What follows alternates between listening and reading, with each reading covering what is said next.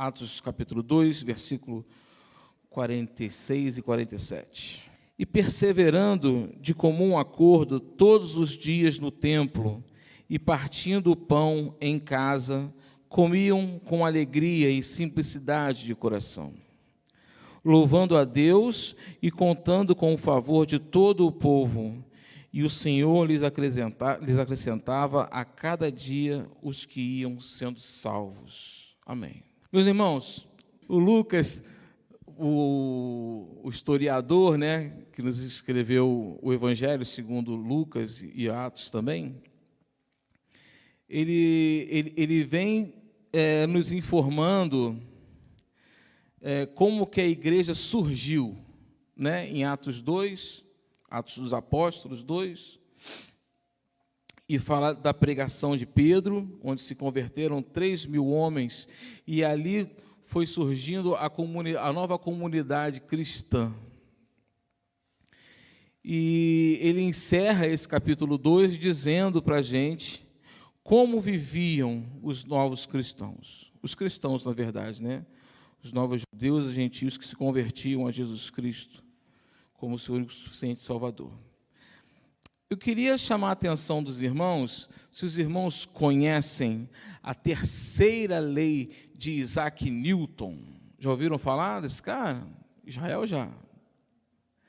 A terceira lei de Isaac Newton, ele diz exatamente a questão da ação e reação. Toda ação corresponde a tirei isso da teoria, tá? Toda ação corresponde a uma reação de igual intensidade que atua no sentido oposto. Essa é a terceira lei de Newton. Toda ação gera uma reação de igual intensidade no sentido oposto. Vamos dar um exemplo. A gravidade, por exemplo. Você está em pé. Essa caneta aqui, se eu largar ela vai cair no chão. Caiu. Interessante. Quer dizer que essa caneta, ela faz uma força para baixo, mas, ao mesmo tempo, a gravidade a força para cima. É a ação da caneta e a reação. Essa é a lei de Isaac Newton. Um balão, por exemplo, soltando ar, ele faz uma propulsão soltando o ar para baixo, a força para baixo, e o balão sobe para cima. A ação e a reação. Acontece que a comunidade cristã já sabia disso muito antes de Isaac Newton. Como é que a comunidade cristã descobriu isso bem antes de Isaac Newton? Com a lei da semeadura. Aquele que semeia, escolherá. E mais, Isaac Newton também falou que todo o corpo que está inerte, ele permanece inerte. Só que no cristianismo não funciona muito bem assim. A partir do momento em que nós nos tornamos cristãos, nós estamos caminhando para um desfecho na nossa vida. A inércia cristã não traz inércia para a vida cristã. Porque nós somos pegos pelo pecado. Esse pecado nos puxa da presença de Deus, nos tira da presença de Deus. Ele é uma força gravitacional para longe da força de Deus, longe do poder de Deus, longe da intimidade com Deus, longe da presença de Deus. Então, todo cristão que está inerte, ele está, na verdade, fazendo um caminho de volta. Muito bem. Nós não podemos confundir as leis da física com as leis do sobrenatural. Em algumas coisas se aplica, como a ação e a reação. Eu quero dizer para os irmãos hoje que a ação de Deus, sobre a ação de Deus, na igreja que lhe agrada ao coração. Não que agrada aos irmãos, que agrada a Deus. E nós vamos fazer perguntas para esse texto. Eu quero que os irmãos entendam que quando a igreja age, Deus reage. Essa é a lei de Newton, que a comunidade cristã já tinha descoberto há muito tempo. Quando a igreja age, Deus reage. Se não vejamos no versículo 46, eles perseveravam em comum acordo, ou em concordância, depende da sua tradução. O que isso quer dizer? De comum acordo na unidade da fé, na concordância da sua fé. Perseverando constantemente no sentido de que não oscilante e nem vacilante. Eles perseveravam em concordância, aonde? No templo, todos os dias. Esse templo era porque eles se reuniam para ir ao templo para observar os serviços dos sacerdotes, né? Então, você vê aqui que o cristianismo, nos seus primórdios, no início, conviviam muito bem com os judeus. Muito bem. Porque ainda estava sendo pregado o cristianismo, os judeus ainda estavam sendo salvos e mandados para a igreja, né? Você vê que Pedro aqui, no versículo 36, ele coloca brasas em cima das cabeças dos judeus. Ele fala, portanto, toda a casa de Israel fique absolutamente certa de que esse mesmo Jesus, a quem crucificastes, Deus o fez Senhor e Cristo. Olha só. E aí eles ficam desesperados. O que a gente vai fazer agora? Né? A gente crucificou o Messias. Então, Pedro pregando, foi a história dos 3.000 convertidos. Pedro pregando, arrependei-vos disso. E aí começa a vida cristã. Todos os dias no templo, quer dizer que eles ainda frequentavam o templo e as sinagogas, mesmo cristãos, justamente para dar o testemunho, para falar de Jesus. Eles eram bem quistos ainda nas sinagogas e nos templos. Na primeira parte desse versículo, perseverando de comum acordo, eu quero dizer que Deus age na igreja, quando a igreja quando age, Deus responde. Está dizendo que Deus fortalece a sua fé, fortalece a sua união, fortalece a sua unidade. Nessa segunda parte aqui, todos os dias do templo, eu estou querendo dizer que quando a igreja age em unidade de fé, em comum acordo, Deus também age respondendo às orações, respondendo às petições, né?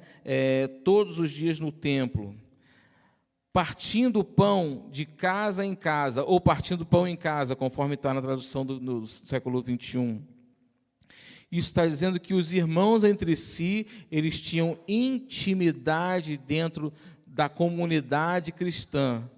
Ou também, alguns outros historiadores falam que isso tem muito a ver também com a ceia do Senhor, partindo o pão de casa em casa, assim como Jesus ensinou, né? Uma das ordenanças de Jesus, ceia e batismo. Então, eles iam de casa em casa partindo o pão. Ou também, ou tudo junto, a questão da justiça social.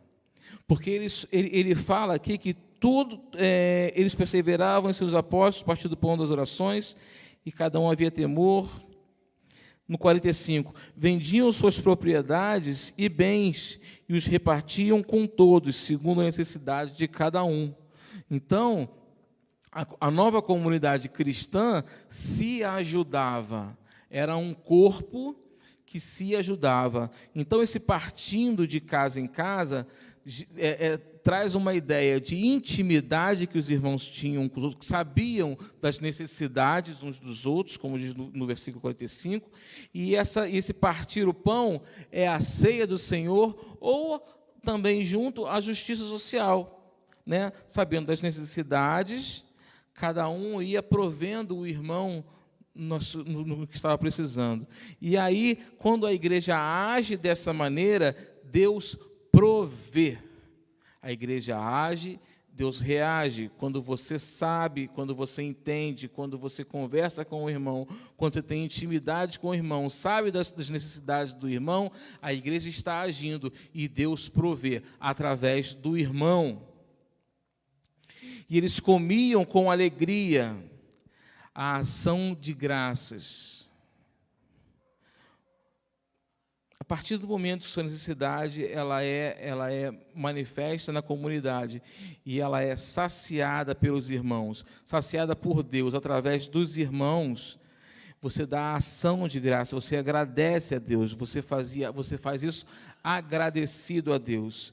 Então, quando a igreja age nesse sentido e você come com alegria, sabendo que foi Deus que colocou aquela provisão na sua vida, Deus provê.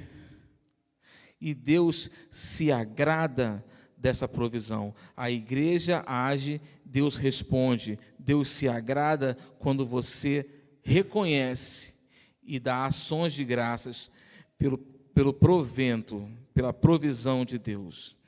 E comiam com alegria e simplicidade de coração, a singeleza de coração, a humildade de coração. De coração quer dizer sem vaidade, com verdade, sem hipocrisia. Então, versículo 46, eles perseveravam de comum acordo todos os dias no templo, partindo o pão de casa em casa, e comiam com alegria e singeleza de coração. Olha só como vivia a primeira comunidade cristã. Era uma unidade. Quem tem vindo quarta-feira, e eu tenho falado já 2 quartas-feiras, sobre ser batata e sobre ser purê de batata. As batatas, elas estão unidas, né? Você pega um saco de batata, é um saco de batata, está unido, não está? Está unido. Agora, é diferente você ser um saco de batatas e é diferente você ser um purê de batatas. O purê de batata é a unidade, é uma unidade. É diferente a união da unidade.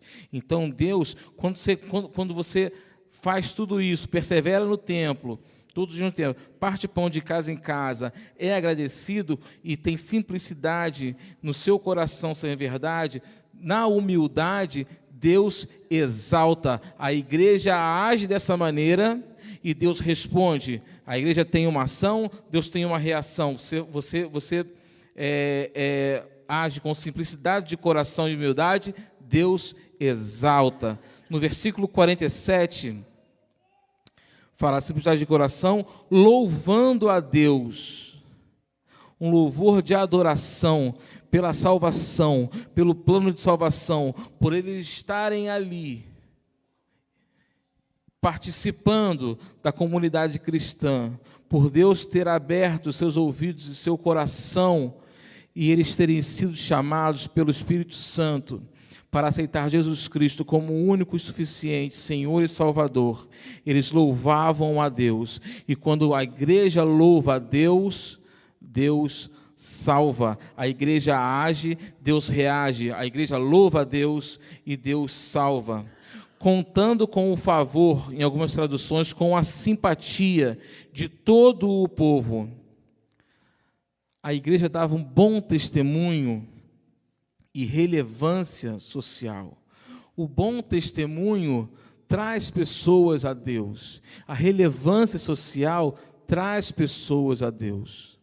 Relevância social, não precisa você fazer um evento social na igreja, mas em volta da igreja, a atmosfera que a igreja traz, a paz que a igreja traz em volta desse templo, né, desse templo construído, né, e aí o bom testemunho na sua casa, no seu trabalho, na sua escola, na sua faculdade, na sua família, você dá um bom testemunho e as pessoas vêm e falam: o que você tem? Você mudou tanto, eu quero ter isso que você tem, eu quero mudar como você mudou, eu quero pensar como você está pensando, você está tão diferente, né, Gustavo?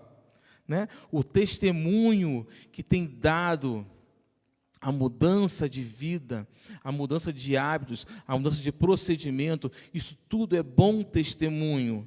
E quando você age com bom testemunho, você conta com o favor e a simpatia do povo, e Deus se mostra através de você. A igreja age, Deus reage. Quando você age dessa maneira, com bom testemunho, a igreja tem relevância social, Deus se mostra através da igreja e através de cada um de nós.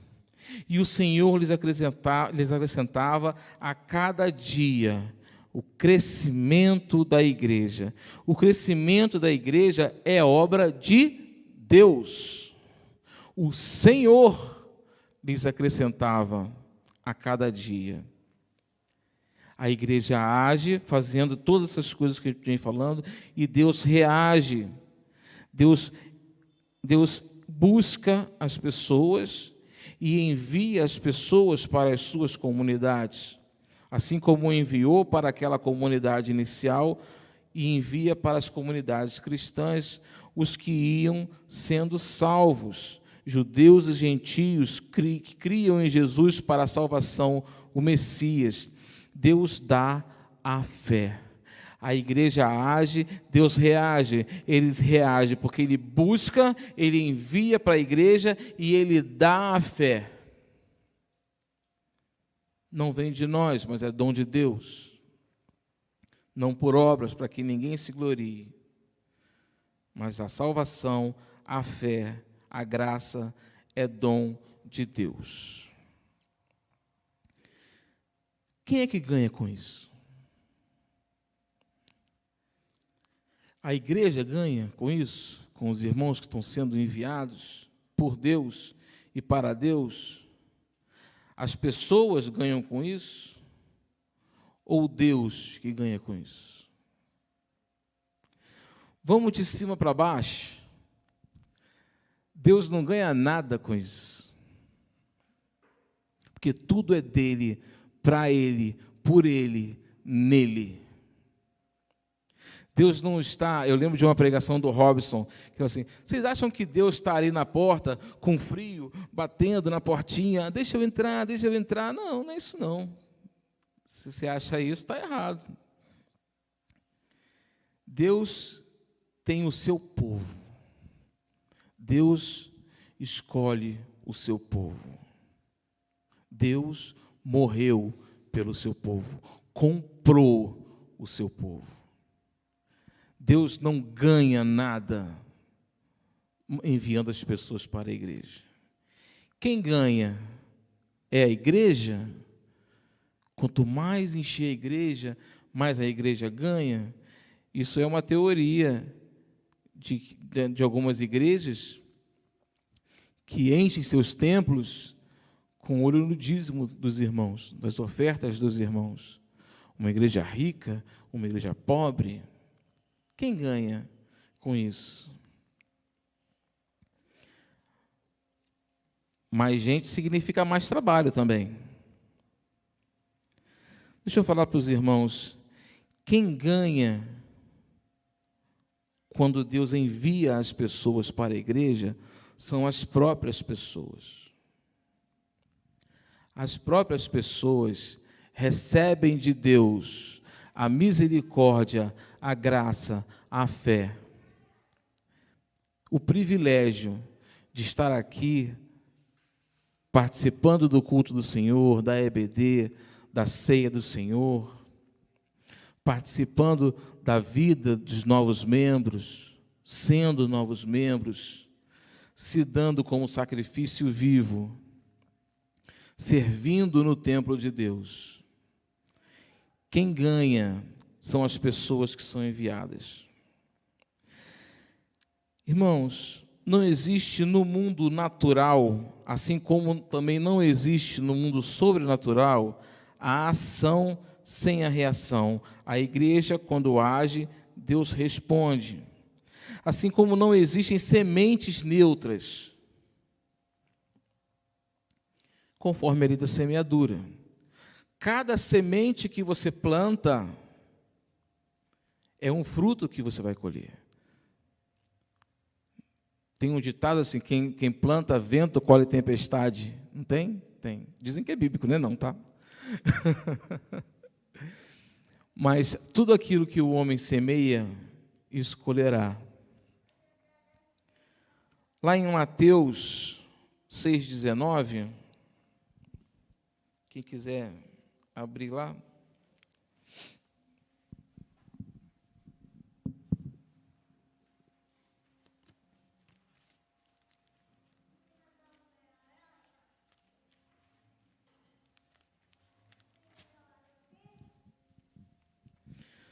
Mateus capítulo 6, versículo 19, não ajunteis tesouro na terra, onde traça e ferrugem os consomem, e os ladrões invadem e roubam, mas ajuntai tesouros nos céus, onde nem a traça nem ferrugem os consome, e os ladrões não invadem nem roubam. Palavra de Deus. Irmãos, quem semeia aqui na terra, quem semeia as coisas desta terra, nesta terra colherá.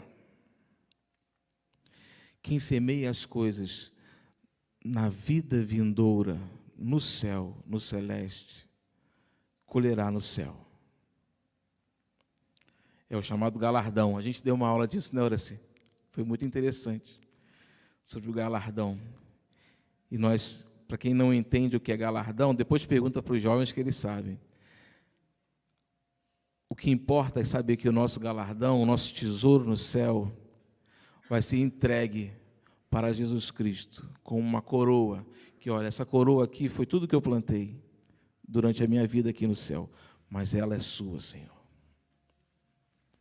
Esse é o galardão. Não existem sementes neutras. Ou você planta o bem, ou você planta o mal. E aí você colhe o bem ou colhe o mal. Neutralidade é característica não de vida, mas de morte.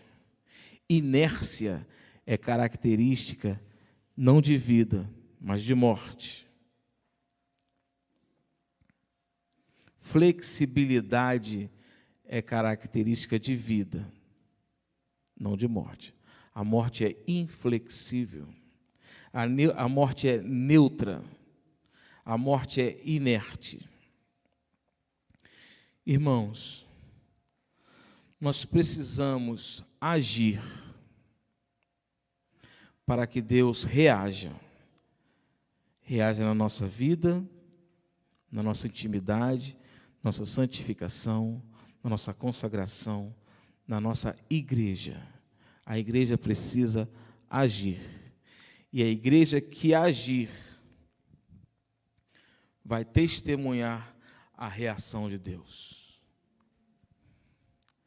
Na conclusão que nós temos, a unidade, a adoração, a oração, a relevância e o bom testemunho são características da igreja de Deus. E é assim que nós temos que viver. A segunda conclusão é o crescimento da comunidade vem do Senhor. Ele é o dono da seara e é Deus que acrescenta dia após dia. Isso é reação de Deus. A igreja não cresce com eventos.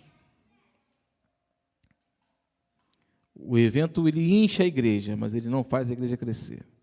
O que cresce a igreja são verdadeiros convertidos. E evento não gera verdadeiros convertidos. Evento gera pessoas que ficam animadas e se desanimam. Pessoas que têm simpatia, mas logo depois saem desviam. Quem dá crescimento real para a igreja de Deus é Deus, por misericórdia, não da igreja, mas das pessoas. A terceira conclusão vem em forma de pergunta. Se o crescimento da igreja é para a igreja, a segunda já responde a terceira. O crescimento da igreja não é para a igreja. O crescimento da igreja, o que é a igreja? É a reunião dos convertidos do Espírito Santo, através do Espírito Santo. Então, o crescimento da igreja não é para a igreja, muito menos para Deus. O crescimento da igreja é misericórdia de Deus. A quarta, a semeadura no mundo espiritual traz seus frutos. Léo está falando de espiritual, de sobrenatural. O que deu no Léo? Léo só fala de coisa, né? Gente, o mundo espiritual, ele existe. A batalha espiritual, ela existe, ela é bíblica. Eu não dou tanta vazão para isso, mas oro por isso. Tem igrejas, denominações que dão mais importância para a batalha espiritual, e ela é importante. O importante mesmo é a gente andar em equilíbrio, sabendo o que a gente pode fazer e o que a gente não pode fazer. O que a gente pode fazer, façamos. O que a gente não pode fazer, entreguemos para Deus. Entregue-se, deixe que Deus haja nessa batalha espiritual, Deus e seus anjos. Esteja vigilante, esteja em oração. Vigilante com seus atos, em dia com a sua oração, mas entregue essa batalha a Deus. Você não pode batalhar no mundo espiritual, a não ser por oração.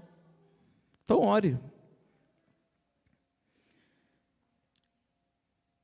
Deus reage quando a igreja age.